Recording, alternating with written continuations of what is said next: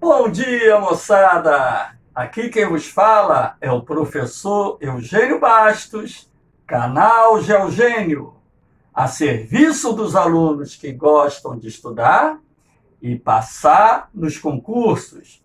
Moçada, fortaleçam o canal, se inscrevam no canal, dê aquele like, compartilhe o vídeo e vamos a mais um encontro da geografia humana do Brasil. O tema da nossa aula hoje será sobre a estrutura etária e sexual da população brasileira. A estrutura etária nada mais é do que a divisão da população de acordo com as faixas etárias. Existem 3 faixas etárias.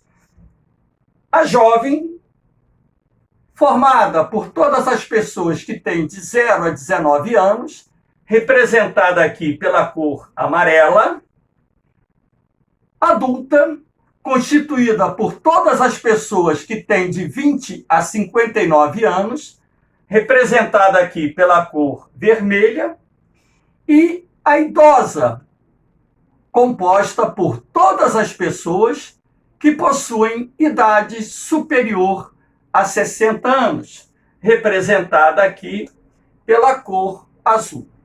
Os dados que aqui aparecem são dados bem próximos da realidade, até mesmo porque o último censo realizado no Brasil foi em 2010. O censo de 2020 foi adiado em função da pandemia do coronavírus, mas nós temos algumas estimativas que remetem a esses dados que eu estou apresentando para vocês.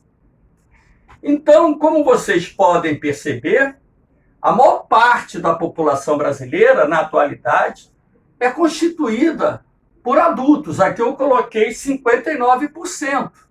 Mas podemos considerar, dependendo aí da fonte de consulta, que esse percentual oscila entre 56% a 59% da população. Aqui eu coloquei o percentual de jovens em torno de 31%. Dependendo da fonte de consulta, esse percentual vai a 33%, 34%. E aqui eu coloquei o percentual de idosos em torno de 10%. Aquilo que eu disse, dependendo da fonte de consulta, pode ser 11%, 12%, 13%, enfim.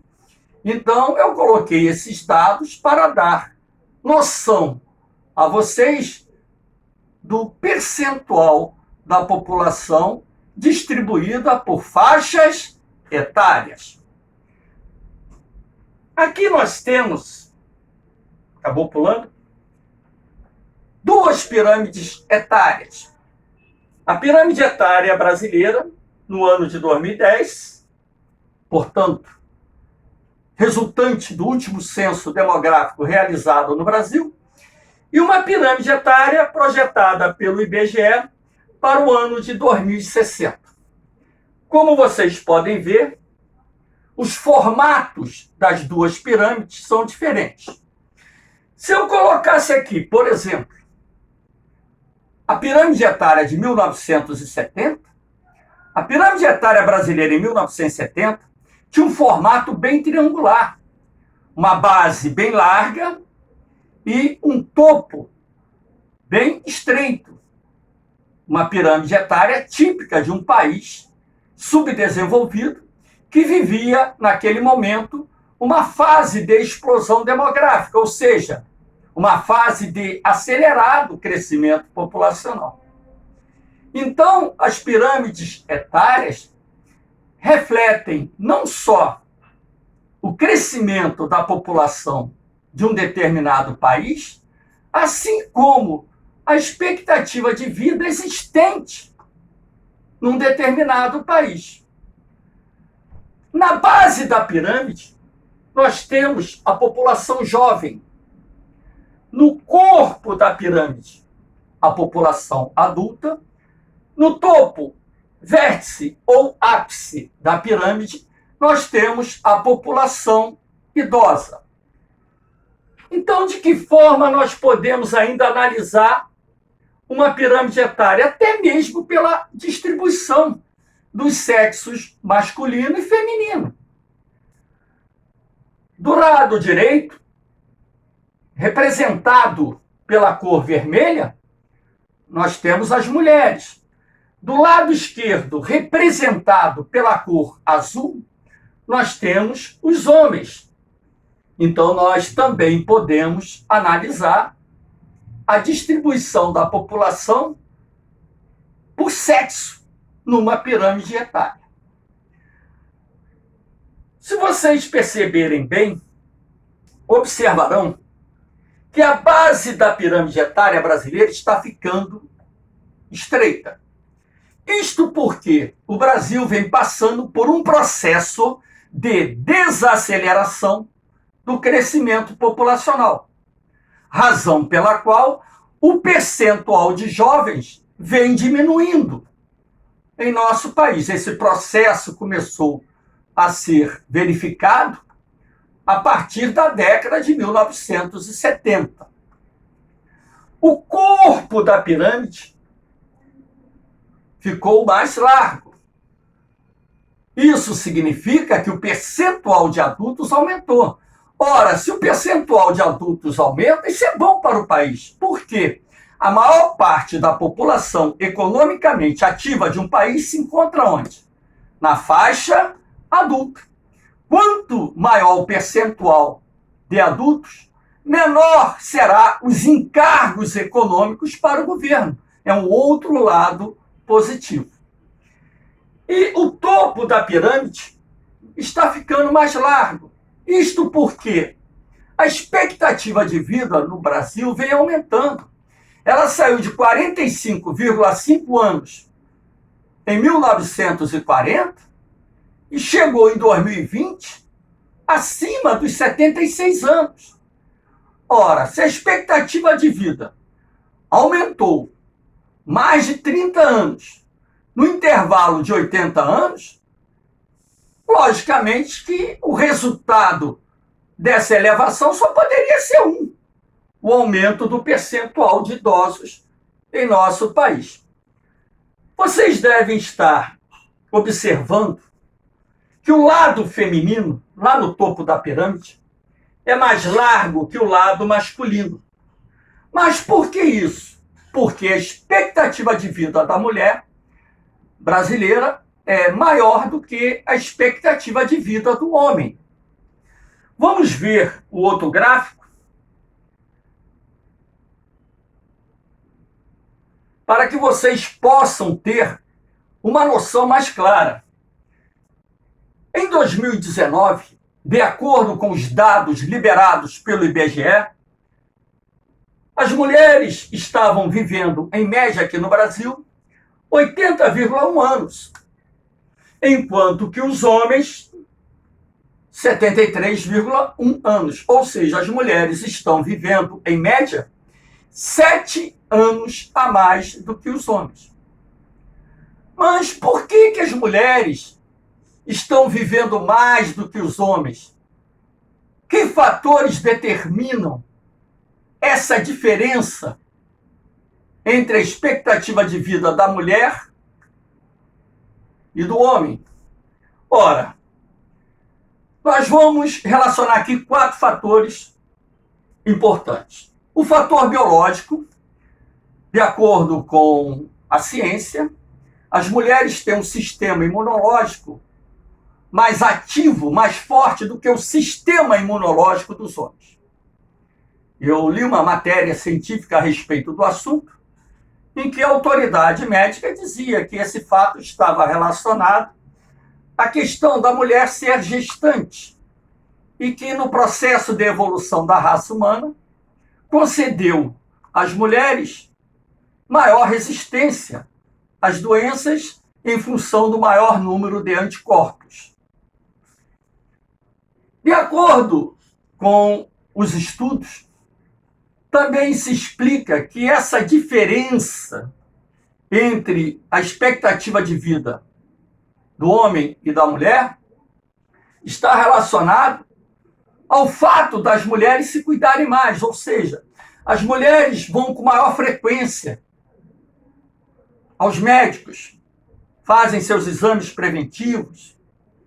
A medicina preventiva, ela tem um resultado espetacular, porque quando você identifica uma doença logo no seu início, a chance de cura é muito grande, sobretudo essas doenças com maior taxa de letalidade.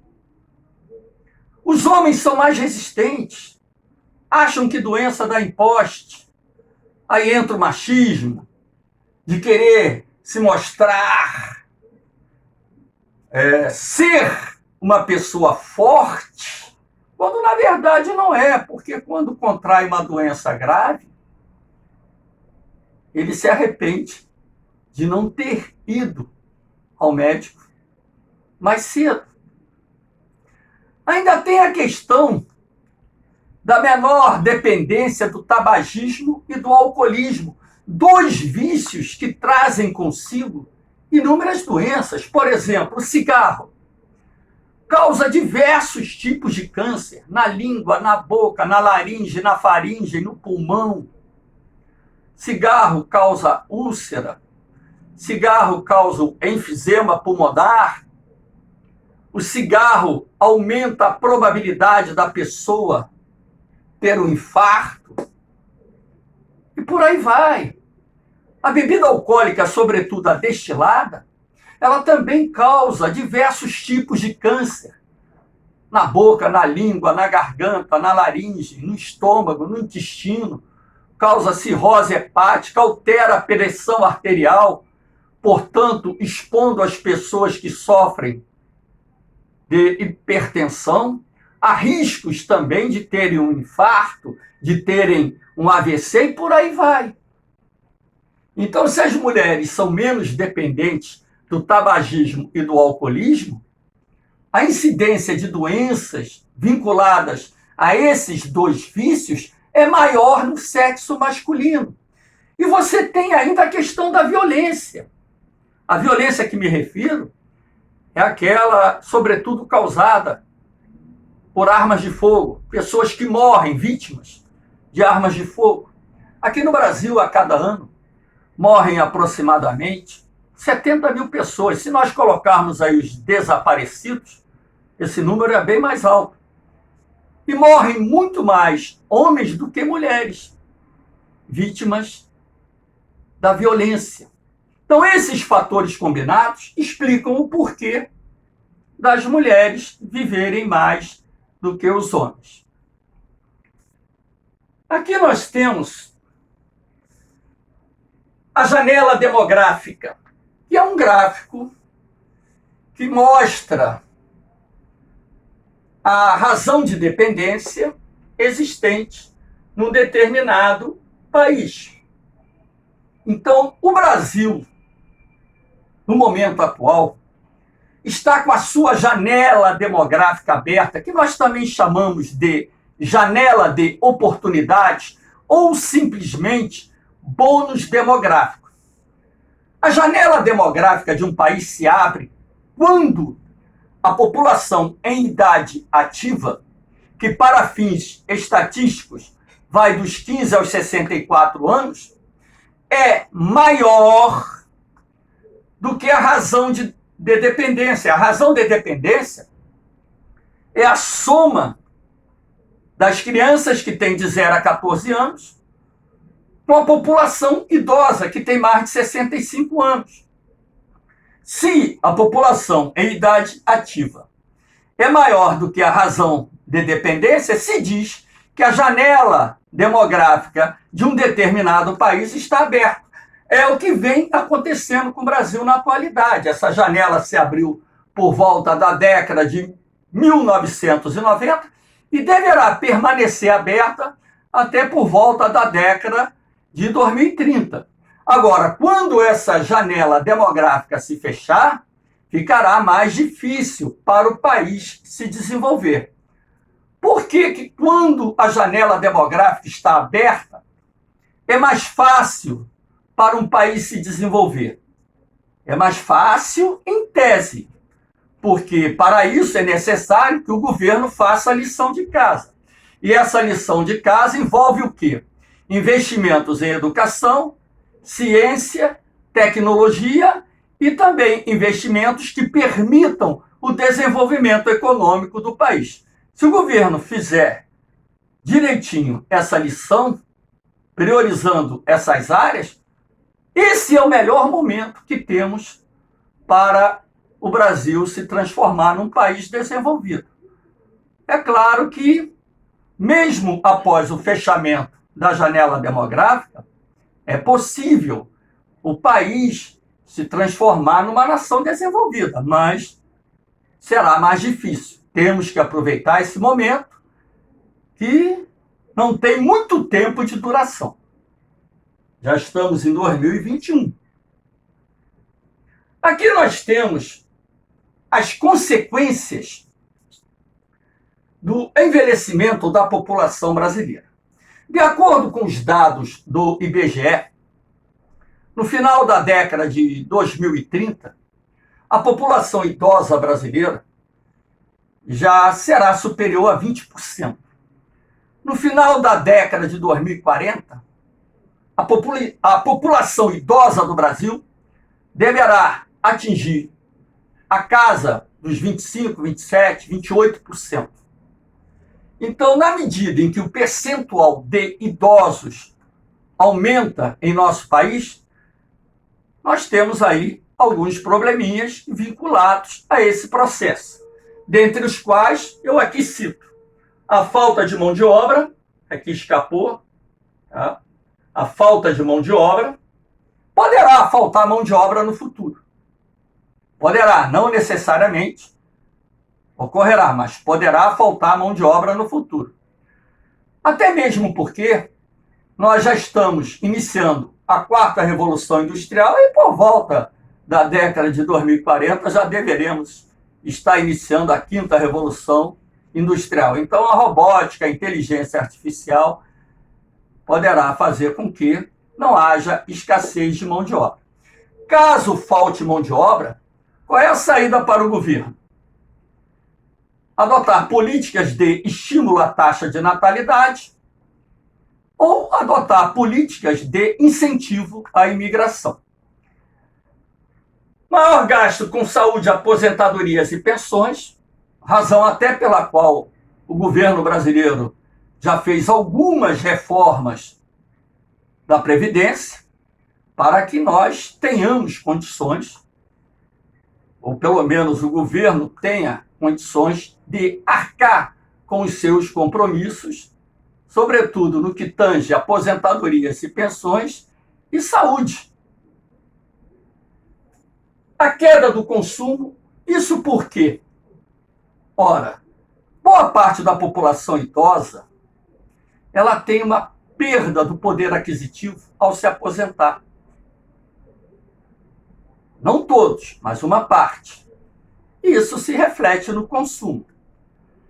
Se reflete no consumo, também irá se refletir na queda da arrecadação de impostos, o que será um problema a ser enfrentado pelos governos futuros em nosso país. E isso vai acarretar, provavelmente, no aumento dos impostos, para que o governo possa fechar a sua conta.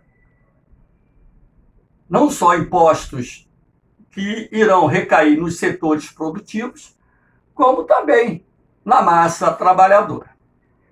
Moçada, espero que vocês tenham gostado da aula, ok? Dê aquele like, fortaleça o canal, compartilhe o vídeo, se inscreva no canal, porque o canal Geogênio, ele só tem um objetivo: ajudar os alunos que gostam de estudar a passar nos concursos. Estudar não mata. Amplia os horizontes. A maior riqueza que o homem pode ter é o conhecimento. O dinheiro a gente pode ter hoje, pode não ter amanhã. O conhecimento carregamos por toda a eternidade. Fiquem com Deus. Um beijão no coração. Mas eu volto já. Fui!